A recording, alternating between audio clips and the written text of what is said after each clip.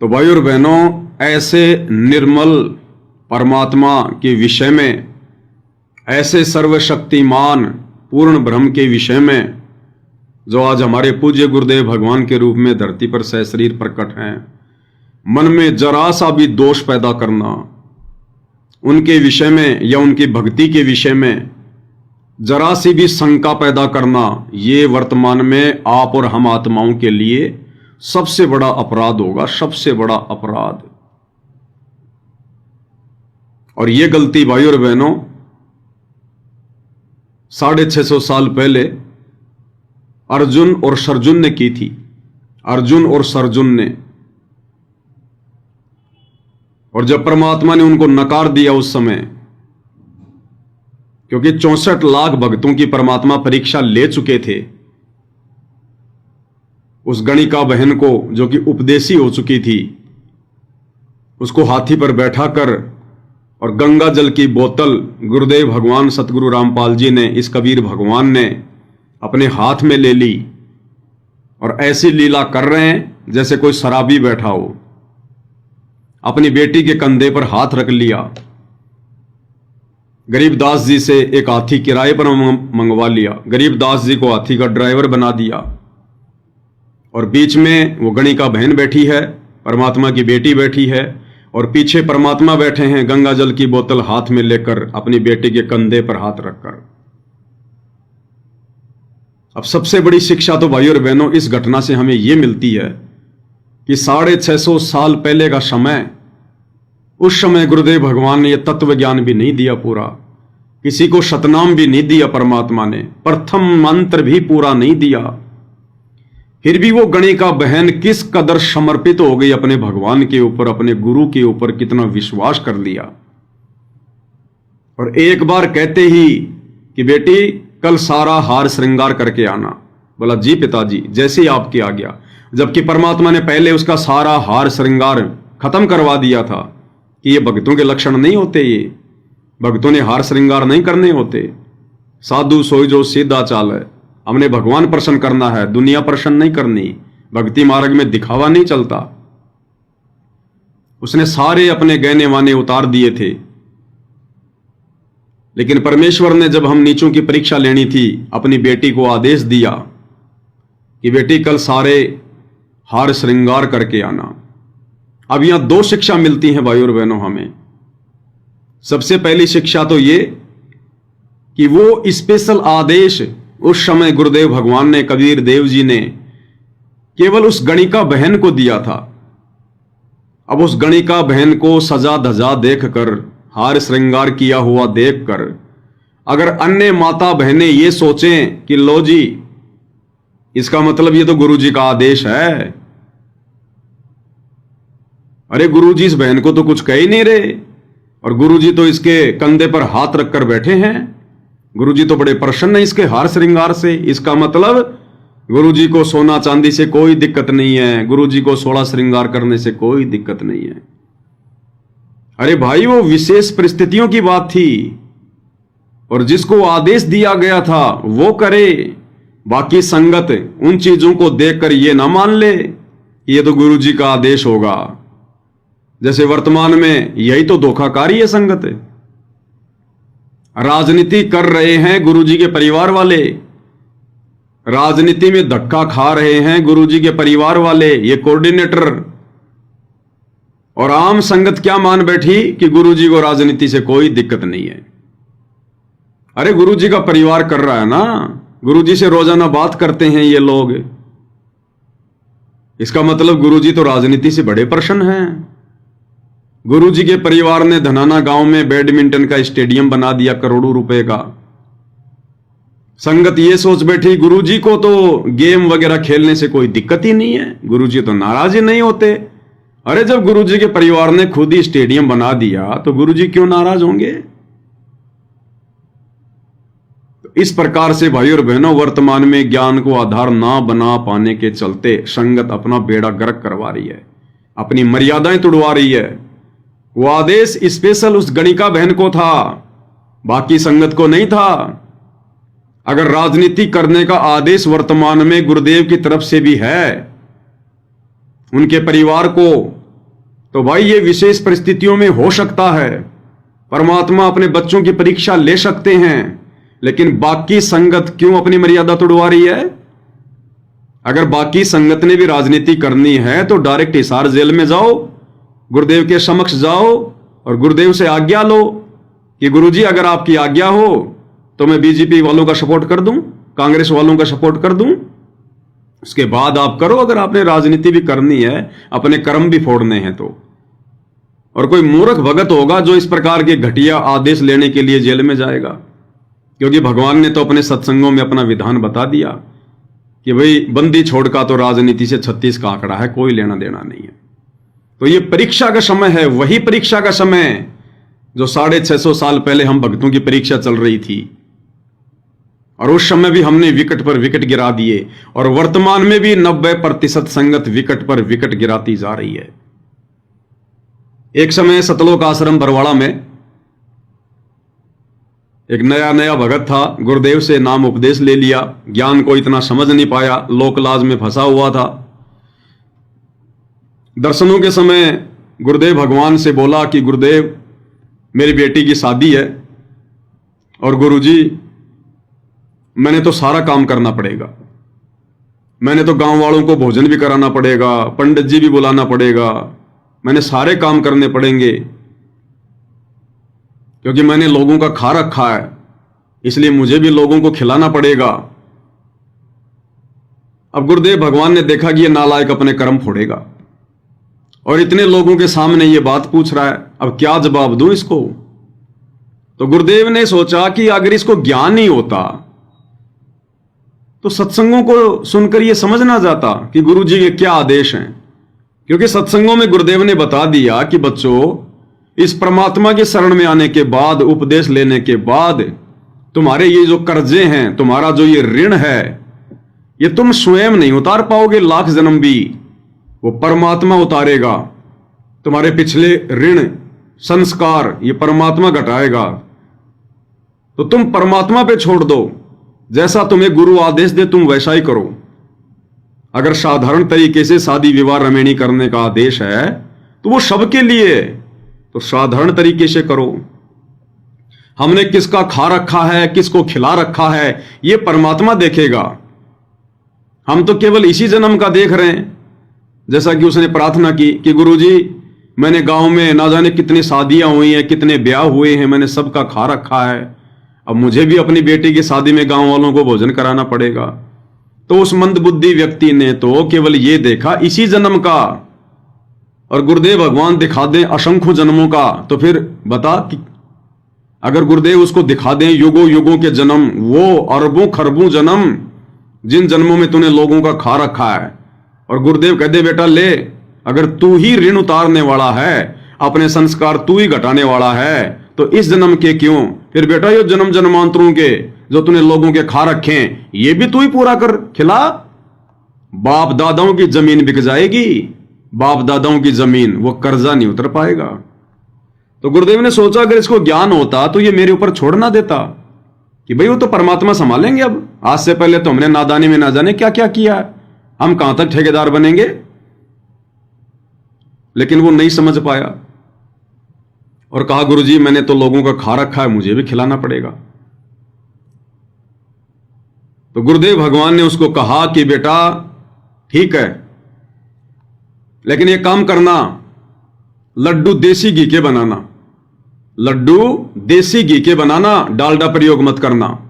बड़ा खुश हुआ कि गुरुजी ठीक है, धन्यवाद गुरुजी, चला गया।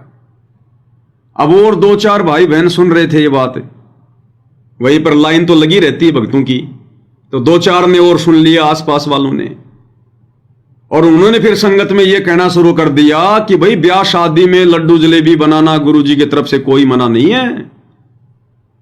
अरे हमने हमारी आंखों से देखा है, कानों से सुना है, हमारे सामने, और गुरुजी ने अपने एक भगत भाई को कहा कि बेटा कर दे कोई दिक्कत नहीं है, लेकिन देसी घी में करना।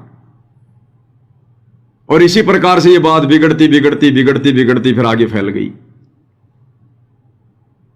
तो भाई और बहनों, हमने केवल उन्हीं आदेशों को मानना है, उन्हीं आदेशों को फॉलो करना है जो आदेश गुरुदेव ने सारी संगत के लिए सार्वजनिक तौर पर अपने सत्संगों में दिए हैं। बाद में गुरुजी व्यक्तिगत रूप से पर्सनली किसको क्या आदेश दे रहे हैं, क्या आदेश नहीं दे रहे हैं, हिसार जेल से क्या आदेश आ रहे हैं, क्या आदेश नहीं आ रहे हैं, वो आदेश हमारे लिए मान्य नहीं है। हां, यदि कोई ज्ञान आधारित आदेश है जो गुरुदेव के सत्संगों से मैच करता है तो उसको मानने में कोई हर्ज नहीं है।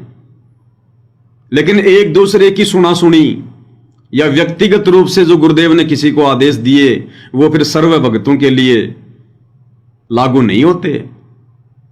अब गुरुदेव भगवान ने क्यों आदेश दिया? इसलिए आदेश दिया कि अगर इसको ज्ञान होता, अगर ध्यान से सत्संग सुने होते तो ये नियमों से परिचित होता और ये मेरे से इस प्रकार की बेहुदी बात ही ना करता। लेकिन गुरुदेव ने सोचा कि इसने तो ठान रखी है, इसने तो दृढ़ कर रखा है कि मैंने तो ये करना ही करना है, मेरे पास तो खाली फॉर्मेलिटी के लिए आया है।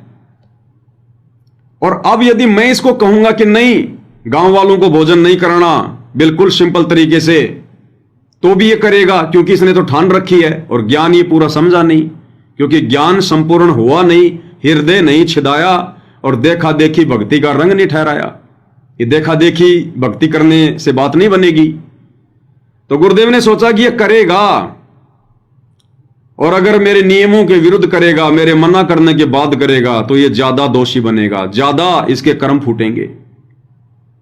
तो गुरुदेव ने अपनी तरफ से यह कहकर कि बेटा देसी घी में लड्डू बनाना, मालिक को पता था कि ये डालडा में बनाएगा, तो मालिक ने कहा कि देसी घी में बनाना। तो यह कहकर परमात्मा ने वो बला उसके सिर से टाल दी। ये कम से कम मेरा आदेश हो गया, अब इसको मेरी सहमति हो गई। कर्म तो इसने फोड़ने थे, अगर मेरे आदेश के बिना, मेरी आज्ञा के बिना अपने कर्म फोड़ता तो ये ज्यादा पाप का भागी बनता। अब मैंने इसको यस कर दी तो कम से कम ये थोड़ा बहुत बचा रहेगा। अब उस बात को सुनकर बाकी संगत भी ये सोचे कि लो जी, गुरु जी ने तो ब्याह शादी में लड्डू जलेबी बनाने के आदेश दे दिए। तो भाई और बहनों, ये ज्ञान आधार नहीं है। ये विशेष परिस्थितियों में परमात्मा क्या आदेश देते हैं, क्या करते हैं, ये आप और हमने ज्ञान से विवेचन करना होगा, ज्ञान से विवेचन। तो ये गलती हमने कभी नहीं करनी है। कोई भी भगत आकर हमें कोई भी बात बताए कि नहीं जी, मैं तो गुरु जी के सामने जाकर और आदेश लिया था और गुरु जी ने कहा था कि बेटा कोई दिक्कत नहीं है, भाई वो जाने और गुरु जी जाने। आप और हमारे लिए तो वही आदेश सर्वोपरि हैं जो गुरुदेव ने सत्संगों में दे दी, अपनी मर्यादाओं में बता दिए। तो ये भेड़ चाल में चलने का मार्ग नहीं है, देखा देखी में आगे बढ़ने का मार्ग नहीं है, मार खा जाएंगे। और इसी कारण से आज 90% संगत इन सतलोक आश्रमों से जुड़कर मार खा रही है। तो 650 साल पहले कबीर परमेश्वर जी ने, सतगुरु रामपाल जी ने जो अपनी बेटी उस गणिका बहन को जो आदेश दिया हार श्रृंगार करने का, वो परमेश्वर ने विशेष परिस्थितियों में दिया था, खाली उसी को दिया था, किसी अन्य को नहीं।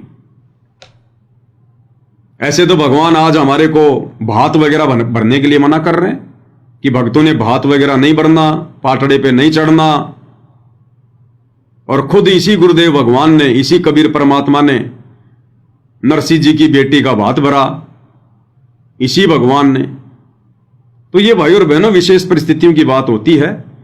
आज से पहले ये भक्ति युग का समय नहीं था, पूर्ण मोक्ष प्राप्ति का समय नहीं था, बिचली पीढ़ी का समय नहीं था। उस समय परमात्मा ने आत्माओं को केवल चार्ज करना था, उनको मनुष्य जन्म देकर यहां तक लेकर आना था। इसलिए परमात्मा ने बहुत सारी छूट दे रखी थी। लेकिन वर्तमान में यह नहीं चलेगा। 650 साल पहले तो भगवान ने सदना कसाई की, बारंबार विनती पर, प्रार्थना पर, और कह दिया भाई ठीक है, बोल तू कितने बकरे काटेगा। उसने सोचा कि दिन में 5-10 काटता हूं, 100 बकरे का आदेश ले लूं। बोले भगवान 100 बकरे काटूंगा, इससे ज्यादा नहीं काटूंगा, वचन पे रहूंगा। तो मालिक ने कहा कि तथास्तु, 100 से ज्यादा मत काटना। और आज गुरुदेव भगवान हमारे को, आज वो परमात्मा हमारे को चींटी तक को भी सताने का आदेश नहीं दे सकता, क्योंकि ये भक्ति युग है। और भाई और बहनों को ये ना सोचे कि सदना कसाई को परमात्मा ने जो बकरे काटने का आदेश दिया था वो रियल बकरे कटे होंगे। ये परमात्मा अपने बच्चों की हत्या करवाएगा क्या?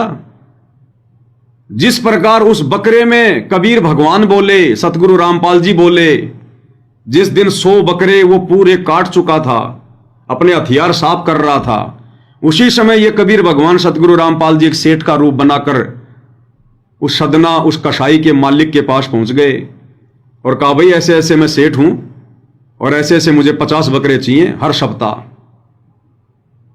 तो उस कसाई ने कहा कि भाई, उसने सोचा तो मोटा सेठ है, इसको तो और ज्यादा खुश करना चाहिए। बोला जी भोजन पानी की बताओ। बोला भाई भोजन पानी तो करेंगे। तो उसने, मालिक ने आदेश दिया सदना को कि एक बकरा काट फटाफट।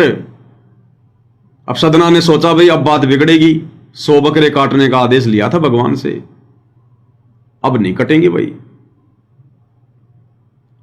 काफी देर हो गई, फिर उसने आवाज लगाई, अरे सदना क्या हुआ? जब वो खुद गया तो सदना बेचारा बैठा हुआ एक कोण में डरता डरता। उसको डर भी लग रहा था कि ये तो कसाई है। बोला जी नहीं कटेंगे बकरे। क्यों? मेरा धंधा दिन दोगुना रात चौगुना बढ़ रहा है, तो प्रसन्न नहीं है क्या? बोला जी ऐसी बात नहीं है, लेकिन मैं नहीं काट सकता, क्योंकि मालिक से उसने प्रतिज्ञा कर रखी। तो अंत में आप और हम सबको पता है, उस मालिक ने हाथ में वो छुर्रा लेके, वो करद लेकर सदना के दोनों हाथ काट दिए, क्योंकि सदना उसके पैरों में पड़ गया था कि नहीं जी नहीं काटूंगा, नहीं काटूंगा। और मालिक कहते हैं दया बिना दरवेश कसाई। ये जो मांस आहारी जो जीव होते हैं, इनके अंदर दया नहीं होती है। उसने सदना के दोनों हाथ काट दिए। क्यों काटे? क्यों नहीं काटे सदना ने बकरे? क्योंकि उससे पहले जब सदना लेके छुर्रा और जब वो बकरे की नाल काटने चला कि बकरा नहीं मारूंगा, इसके नड़ नड़ काट लेता हूं, इससे मेरा प्राण भी रह जाएगा और बकरा भी नहीं मरेगा। तो जैसे ही वो उसके नल काटने लगा, उसी समय बकरे में से आवाज आई और क्या कहा उसने कि भाई सदना ये क्या कर रहा है तू? अरे काटना है तो मेरी गर्दन काट, तू मेरे गुप्तांग क्यों काट रहा है? मेरे नल क्यों काट रहा है? ये तो बहुत भयंकर पीड़ा होगी मुझे, ना मरूंगा ना जीऊंगा, सुबह तक मैं भुगत भुगत के मरूंगा। और देख ले फिर अगले जन्म में, भाई यहां तो टिट फॉर टैट है, अदले का बदला है।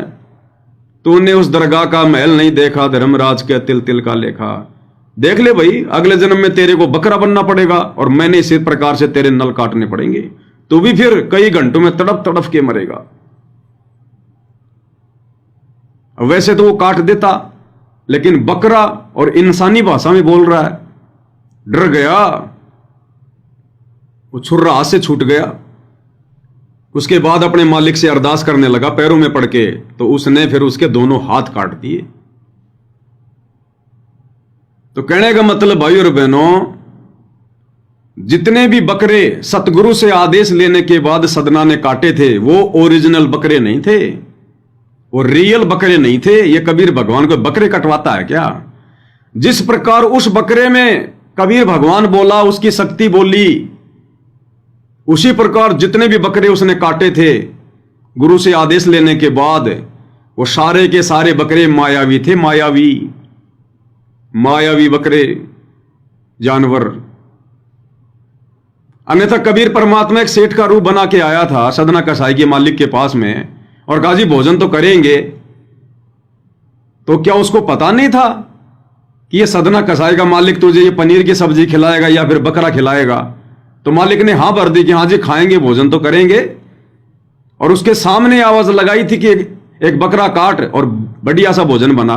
तो क्या मालिक को नहीं पता था कि ये बकरा कटवा रहा है, मेरे को बकरा खिलाएगा? फिर भी भगवान चुपचाप।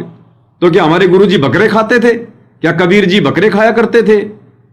ये सारा खेल गुरुदेव भगवान का। ये परमात्मा कभी किसी जीव को काटने का, मारने का आदेश नहीं देता। वो सब भाई और बहनों मायावी थे, मायावी।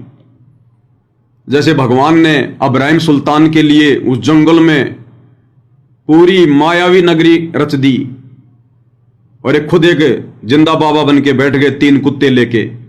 फल फ्रूट वगैरह मायावी, क्या उन मायावी फल फ्रूट को खाकर अब्राहिम सुल्तान का पेट नहीं भरा था? भरा था। क्या उन मायावी उस पानी को पीकर घोड़े की प्यास नहीं बुझी? अब्राहिम की प्यास नहीं बुझी? बुझी। इसी प्रकार जितने भी बकरे सदना कशाई ने काटे थे, ज्ञान आधार यह कहता है कि वो सारे के सारे मायावी थे, मायावी। ये भगवान अपने बच्चों का कत्ल करने का आदेश नहीं दे सकता। तो भाई और बहनों, ये तत्व ज्ञान है। हमने दोष नहीं देखना अपने भगवान में। कहीं कोई कल को हमारे को ये बहका दे कि तेरा काहे का तेरा कबीर भगवान है, तू तो कहता कि हमारे गुरुजी जीव हत्या नहीं करते, ना करने का आदेश देते, और तू खुद ही ये सदना कसाई की ये कथा सुना रहा है, तो 650 साल पहले तेरे भगवान ने बकरे काटने का आदेश क्यों दिया? तो फिर हम भाई और बहन, हम तो फंस जाएंगे। तो इस प्रकार भाई और बहनों, हर चीज का समाधान है इस तत्व ज्ञान में, हर चीज का समाधान।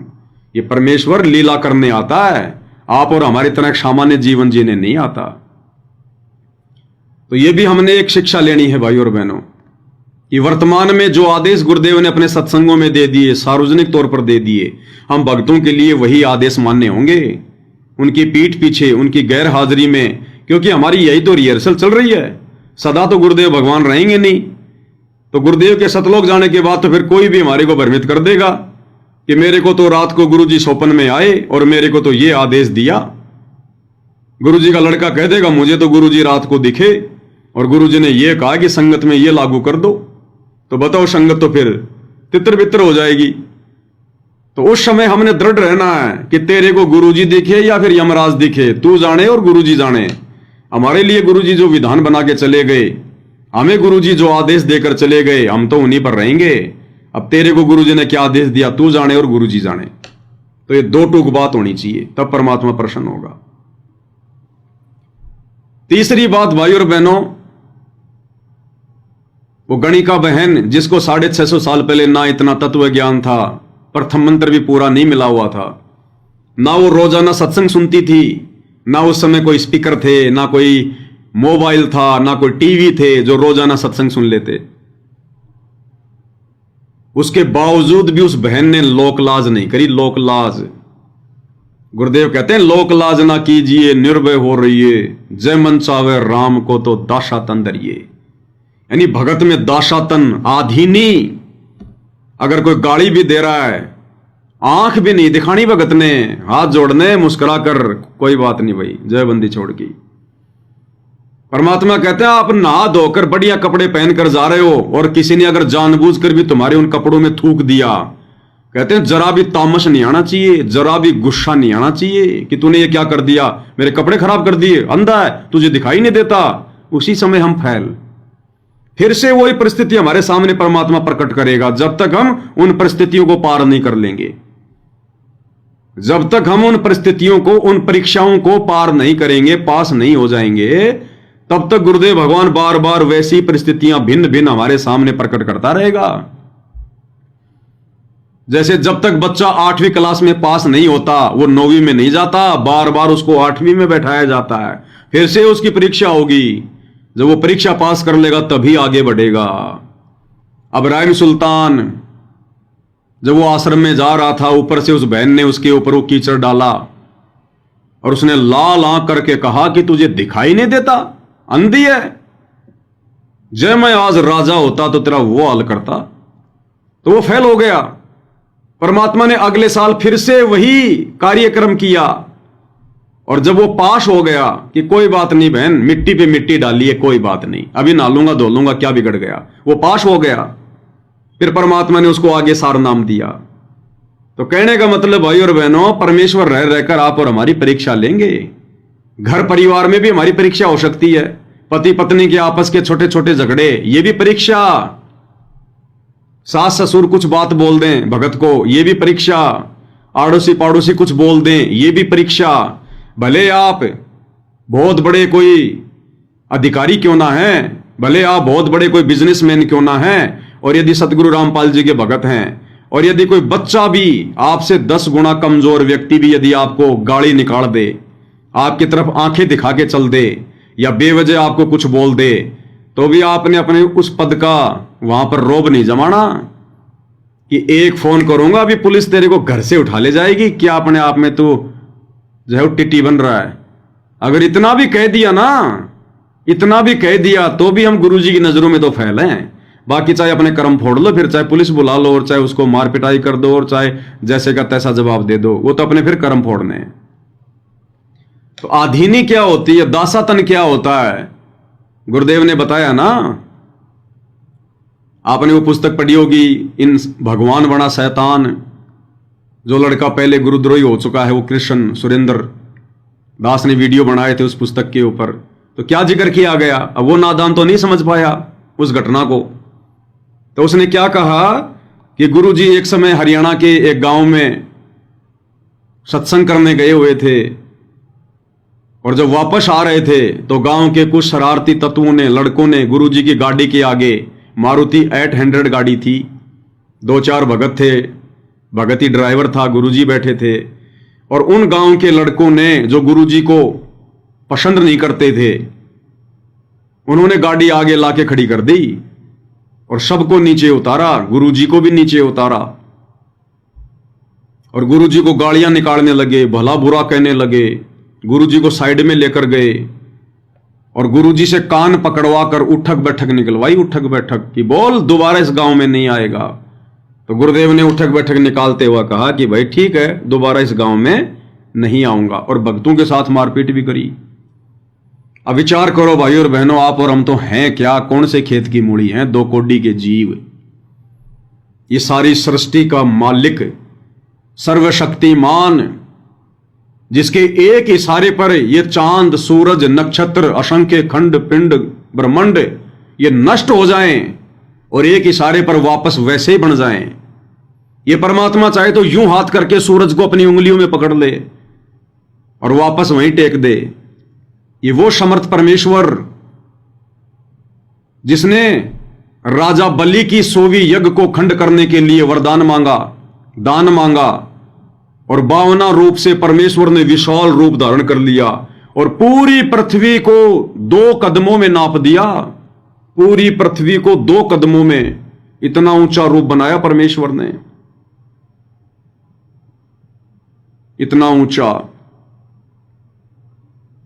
और जब वो शंखासुर नाम का राक्षस वेदों को जब वो डुबोने के लिए चला, तो परमेश्वर ने बरहा रूप धारण कर लिया। सतगुरु रामपाल जी ने, कबीर जी ने, बरहा, सूअर का रूप, नीचे देवता इंसान, ऊपर सूअर का मुंह, बरहा रूप। और कहते हैं जब वो रूप परमात्मा ने धारण किया तो पृथ्वी को परमेश्वर ने अपने यहां पर दांतों के ऊपर ले लिया। जैसे सूअर के 2 होते हैं ना दांत, यूं आगे, जो ये जंगली सूअर होते हैं उनके 2 होते हैं दांत आगे ऐसे। तो परमात्मा ने पूरी पृथ्वी को, ये जो गोल गोल सा दिखाई देता है, जो ये ग्लोब सा जो हम देखते हैं, इस पूरी पृथ्वी को परमेश्वर ने इतना बड़ा रूप बनाया, पूरी पृथ्वी को अपने उस दांतों के ऊपर रोक दिया। और कहते हैं उस समय जो परमात्मा की लंबाई चौड़ाई थी 45,000 किलोमीटर चौड़ा शरीर और 75,000 किलोमीटर ऊंचा शरीर। तब परमेश्वर ने 3,500-4 हजार किलोमीटर रूपी इस पृथ्वी को अपने यहां पर धारण किया था। और बलि के समय परमात्मा ने 2 कदम में पूरी पृथ्वी को नाप दिया। तो सोचो कितना लंबा चौड़ा रूप बनाया होगा। तो ये वो समर्थ परमात्मा है धरती पर, जो आप और हमारे जैसे एक सामान्य व्यक्ति बनकर हमें ज्ञान समझा रहे हैं, सतलोक की जानकारी दे रहे हैं। और इस समर्थ ने आधीनी की पराकाष्ठा पार कर दी, और सिर्फ इसलिए कि हम कलयुग की पिछली पीढ़ी के भगत, उनके शिष्य कभी भी ऊपर मुंह करके ना चलें। इसलिए भगवान ने उदाहरण पेश किया, अपने कान पकड़कर माफी मांगकर उन 2 कोड़ी के जीवों के आगे। ये परमात्मा हल्की सी फूक भी मार दे तो ये तुम्हारे स्वर्ग लोक और पाताल लोक और तुम्हारे ये 14 भवन पता नहीं कहां जाके गिरे। ये वो सर्वशक्तिमान भगवान है। भाई और बहनों, दुनिया इनकी महिमा से परिचित नहीं है। इनकी अंश मात्र महिमा से भी केवल आप और हम ही परिचित हैं। इसीलिए उस परमेश्वर की ये महिमा कर रहे हैं, उनके गुणगान कर रहे हैं। जो गुण हैं उस परमात्मा में, हम उन गुणों का बखान कर रहे हैं। आने वाले समय में तो पूरी दुनिया करेगी, पूरी दुनिया, जब ज्ञान हो जाएगा। तो चाहे हम कितने बड़े कोई अधिकारी हैं, यह भी हमारी परीक्षा होगी। भले आप चाहे पुलिस के बहुत बड़े अधिकारी हैं, आईजी डीआईजी हैं आप, और यदि संत रामपाल जी के भगत हैं, और यदि रात चालते किसी व्यक्ति ने आपको कुछ कह दिया, तो आपने आधीनी ही दिखानी पड़ेगी। आधीनी वहां नहीं चलेगी आपकी वो आईजी डीआईजी वाली फीत कि मेरी तो बेइज्जती हो गई, मैं तो इतना बड़ा अधिकारी हूं, सर्वसंपन्न हूं, एक इशारे पर इसको घर से उठवा लूंगा। फिर ये काल भी तुझे एक इशारे पर घर से उठवा लेगा। फिर परमात्मा छोड़ देगा, जा भाई, अभी तो तू अब्राहिम सुल्तान ही है, अभी तेरे अंदर आदीनी नहीं है। गुरुजी मैं तो अधिकारी हूं। किसने कहा था तेरे को तू अधिकारी रहे? किसने कहा? छोड़ दे ये कुबद का गढ़। ये कुबद का गढ़ छोड़ क्यों नहीं देता? अरे भक्ति के लिए तो नित्यानंद जी ने तहसीलदार का वो पद छोड़ दिया। भक्ति के लिए नरसिंह सेठ ने 56 करोड़ की संपत्ति को ठोकर मार दी, सेठ का वो पद छोड़ दिया जिसकी हुंडी चला करती थी। और अब्राहिम सुल्तान ने उस राज्य को ठोकर मार दी जिस राजपाट को देखकर देवताओं का राजा इंद्र भी लज्जित हुआ करता था कि ऐसे ठाट बाट तो मेरे भी नहीं है। और तू एक छोटा सा ये अधिकारी का लेके पद है और तू अपने आप में अहंकारी बना फिर रहा है। भक्ति करनी है, क्या करना तेरे को? भगवान ने खुद नौकरी छोड़ के दिखाई अपनी जेई की। तो ये नहीं चलेगा इस भक्ति मार्ग में। और अब तो फाइनल समय, अब तो कलयुग की बिचली पीढ़ी का समय है। अब ने छोड़ना ये शरीर, अब ने छोड़ना 21 ब्रह्मांड, और हम फूले फिर रहे हैं छोटे से कोई 2-4 स्टार लगा के। फिर ये पार होने के लक्षण नहीं है। आधीनी तो आधीनी, नियम सबके लिए समान, सबके लिए, ये नहीं चलेगा। तो उस गणिका बहन ने हाथी पर बैठने से पहले अपने मन में कोई लोक लाज पैदा नहीं करी कि लोग क्या कहेंगे, लोग क्या सोचेंगे मेरे बारे में। कुछ नहीं सोचा। उसने ये सोचा कि गुरुजी ने मुझे जो आदेश दे दिया है, अगर मैंने इस आदेश की पालना नहीं करी तो मेरा क्या होगा? मेरा तो तीनों लोकों में कहीं ठो ठिकाना नहीं होगा। उसने लोकलाज नहीं करी। लोकलाज ना कीजिए, निर्भय हो रहिए, जय मन चावे राम को दाशा तंदरिए। कुलकर्णी के कारण हंसा गया बिगो। कुलकर्णी यानी भाईचारा, आज इस भाईचारे के कारण दबाव में आकर या ये सोचकर कि अगर मैंने संत रामपाल जी का नाम ले लिया, उनकी भक्ति शुरू कर दी, और भक्ति शुरू करोगे तो फिर नियम भी निभाने पड़ेंगे। फिर हम ये सोचेंगे कि लो जी ये तो होली दिवाली, ये तो कोई भी त्योहार मनाने के लिए मना करते हैं, ये सोना चांदी भी पहनना छोड़ना पड़ेगा, टिक्की टाकी भी सब छोड़नी पड़ेंगी। लोग क्या कहेंगे? ये तो विधवा की तरह रहती है। ये है लोकलाज, आण कान मानना कि लोग क्या कहेंगे। कहते हैं जब तक हम इसको समाप्त नहीं करेंगे, और ये समाप्त होगी गुरुदेव का ज्ञान सुनकर समझकर। लोग क्या कहेंगे? आज तो चलो लोगों की लोकलाज में आके हार श्रृंगार भी करो, सोना चांदी भी पहनो, क्योंकि मनुष्य जन्म है। और कल को फिर भक्ति बनेगी नहीं। फिर कल को उसी गांव में कुतिया बन के आएगी, वो कुतिया, गधी, सुअरी, और पूरे गांव वालों के सामने पूंछ उठा के नंगी होके घूमेगी। तब उसकी इज्जत कहां गई? वो कौन से गांव वाले उसको जींस पहनाएंगे उस कुतिया को? फिर कौन सा आदमी उसको घाघरा पहनाएगा कि तू नंगी होके घूम रही है, तेरी इज्जत का क्या होगा? तो हमने चिंता करनी है अपने गुरुदेव के वचन की कि हमारे गुरुजी नाराज ना हो जाएं। ये मनुष्य जन्म भक्ति के लिए मिलता है, गुरु वचन निभाने के लिए मिलता है, यहां से अपना पीछा छुड़वाने के लिए मिलता है। तो गणिका बहन ने कोई लोकलाज नहीं करी। तो यह भी एक बहुत बड़ी शिक्षा है भाइयों और बहनों, वर्तमान में आप और हम सब के लिए। जब 650 साल पहले वो बहन इतने सत्संग भी नहीं सुना करती थी, और उसने भी कोई लोकलाज नहीं करी कि मैं तो अपने गुरु जी के साथ में बैठी हूं। अपने गुरु के मैं संग संग होली, अपने गुरु के मैं संग संग होली, सखीरी मोहे तनिक न आई लाज, आज गुरु दरस दिखाए री। सखीरी मारे जगे पुरबले भाग, आज गुरु दर्श दिखाए री। अपने गुरु के मैं संग संग होली, यानी जैसा मेरे गुरुदेव ने मुझे भक्ति मार्ग पर आगे बढ़ने के लिए नियम मर्यादा बताई, कहते मैं तो वैसे ही आगे आगे बढ़ ली। गुरु जी ने कहा कि सोना चांदी नहीं पहनना तो नहीं पहनना। गुरु जी ने कहा कि हमने ये बार त्योहार फालतू की चीजें नहीं मनानी तो नहीं मनानी। अपने गुरु के मैं संग संग होली, सखीरी मोहे तनिक न आई लाज। मैंने संसार की तरफ झांक कर भी नहीं देखा, ये रिश्तेदार क्या कहेंगे, भाई बंधु क्या कहेंगे। कल को घर में बेटा बीमार हो गया और लाखों रुपए हॉस्पिटल में लगने हैं, वो भाई बंधु चवन्नी निकाल के नहीं देंगे, चवन्नी। उल्टा तुम्हारा वो मजाक और करेंगे। यहां भाई बंधु किसी के नहीं है, असंग जन्म हो गए भाई बंधु के चक्कर में पड़ते पड़ते हमारे को। तो लोक लाज उस गणिका बहन ने नहीं करी, जबकि वर्तमान कलयुग की पिछली पीढ़ी में तो गुरुजी ने ज्ञान का खजाना खोल के रख दिया। दिन रात सत्संग सुनने के लिए internet, mobile, TV, speaker, memory card, पता नहीं क्या क्या दे दिया। आप और हमने तो इस लोकलाज को जड़ से समाप्त करना, जड़ से। हमने दो कोटि के जीवों की परवाह नहीं करनी, वो चाहे रिश्तेदार हो, चाहे परिवार में हो, चाहे समाज में हो।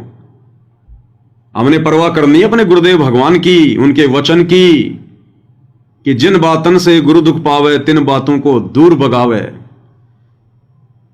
जिन कर्मों से हमारे गुरु जी दुखी हो, नाराज हो, उनके निकट भी नहीं जाएंगे हम, निकट भी। हमने मोक्ष करवाना है, आत्म कल्याण करवाना हमने।